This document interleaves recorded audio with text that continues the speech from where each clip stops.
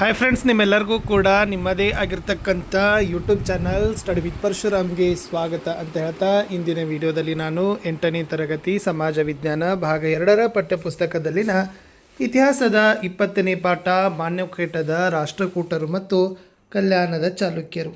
So ಈ ಒಂದು ಪಾಠದ ಪ್ರಶ್ನೋತ್ತರಗಳನ್ನು ನೋಡೋಣ.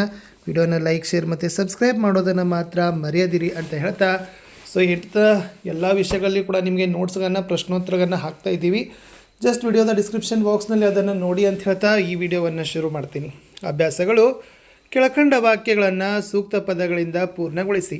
ಮೊದಲ ಪ್ರಶ್ನೆ, ರಾಷ್ಟ್ರಕೂಟ ವಂಶದ ಸಂಸ್ಥಾಪಕ ಡ್ಯಾಶ್ ಅಂತ ಇತ್ತು. So the right answer is Dantidurga. ಪ್ರಶ್ನೆ 2, ರಾಷ್ಟ್ರಕೂಟರ ಅವನತಿಗೆ ಕಾರಣನಾದ ಕಲ್ಯಾಣದ ಚಾಲುಕ್ಯದ ಅರಸ ಡ್ಯಾಶ್ ಅಂತ ಇತ್ತು. ಸೊ ಉತ್ತರ ಏನಪ್ಪ ಅಂತಂದರೆ 2ನೇ ತೈಲಪ ಅಂತಕ್ಕಂಥದ್ದು ಸರಿಯಾದ ಉತ್ತರ ಬರಬೇಕು. ಇನ್ನು 3ನೇ ಪ್ರಶ್ನೆಗೆ ಬರೋಣ. ಕವಿ ರಹಸ್ಯ ಕೃತಿಯನ್ನು ಬರೆದವನು ಡ್ಯಾಶ್ ಅಂತ ಕೇಳಿದ್ದಾರೆ. ಸೊ ಕವಿ ರಹಸ್ಯ ಕೃತಿಯನ್ನು ಬರೆದವ್ರು ಯಾರಪ್ಪ ಅಂದರೆ ಹಾಲಾಯುಧ ಅಂತ ಬರ್ತದೆ. ಸೊ ಹಾಲಾಯುಧ ಅಂತಕ್ಕಂಥದ್ದು ಸರಿಯಾದ ಉತ್ತರ ಇತ್ತು. ಇನ್ನು ಮುಂದಿನ ಪ್ರಶ್ನೆ ಹೋಗೋಣ. ಪೊನ್ನ ರಚಿಸಿದ ಕಾವ್ಯ ಡ್ಯಾಶ್ ಅಂತ ಇತ್ತು. ಸೊ ಪೊನ್ನ ಬರೆದಿರ್ತಕ್ಕಂಥ ಕಾವ್ಯ ಯಾವುದು? ಶಾಂತಿ ಪುರಾಣ. ಪ್ರಶ್ನೆ 5, ಕಲ್ಯಾಣ ಚಾಲುಕ್ಯರ ಪ್ರಸಿದ್ಧ ದೊರೆ ಡ್ಯಾಶ್ ಅಂತ ಇದೆ. ಸೊ ಕಲ್ಯಾಣದ ಚಾಲುಕ್ಯರ ಪ್ರಸಿದ್ಧ ದೊರೆ ಬರೀಬೇಕು. ಸೊ 6ನೇ ವಿಕ್ರಮಾದಿತ್ಯ ಅನ್ನೋದು ಸರಿಯಾದ ಉತ್ತರ ಬರ್ತದೆ. 6ನೇ ಪ್ರಶ್ನೆ, ಸಾಮಾಜಿಕ ಕ್ರಾಂತಿಯ ಹರಿಕಾರ ಎಂದು ಕರೆಸಿಕೊಂಡವರು ಡ್ಯಾಶ್ ಅಂತ ಇದೆ.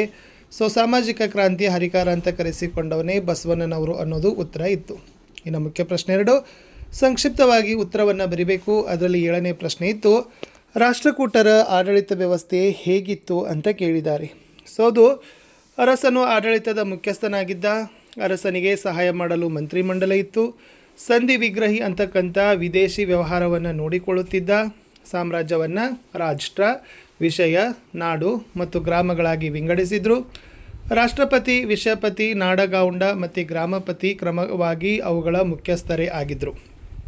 ಇನ್ನು ಭೂಕಂದಾಯ, ಸರಕು, ಮನೆ, ಅಂಗಡಿಗಳ ಮೇಲಿನ ಸುಂಕ, ನದಿ ದಾಟಿಸುವಂಥ ವೃತ್ತಿಗಳ ಮೇಲಿನ ತೆರಿಗೆ, ವಿದೇಶಿ ವ್ಯಾಪಾರದ ತೆರಿಗೆ ಮೊದಲಾದವು ರಾಜ್ಯದ ಆದಾಯಗಳು ಆಗಿತ್ತು. ಇನ್ನು ಮುಂದಿನ ಪ್ರಶ್ನೆ ಕೇಳಿದರು, ರಾಷ್ಟ್ರಕೂಟರ ಶೈಕ್ಷಣಿಕ ವ್ಯವಸ್ಥೆ ಬಗ್ಗೆ ಬರೀರಿ ಅಂತ ಕೇಳಿದ್ದಾರೆ. ಸೊ ಅವರ ಶೈಕ್ಷಣಿಕ ವ್ಯವಸ್ಥೆ ಹೇಗಿತ್ತು ಅಂತ ನಿಮಗೆ ಏನು ಮಾಡಿದಾರಪ್ಪ ಅಂತಂದರೆ ಕೇಳಿದ್ದಾರೆ. ಸೊ ಅದರಲ್ಲಿ ಏನು ಬರಿಬೇಕಾಗಿತ್ತಪ್ಪ ಅಂತಂದರೆ, ಸೊ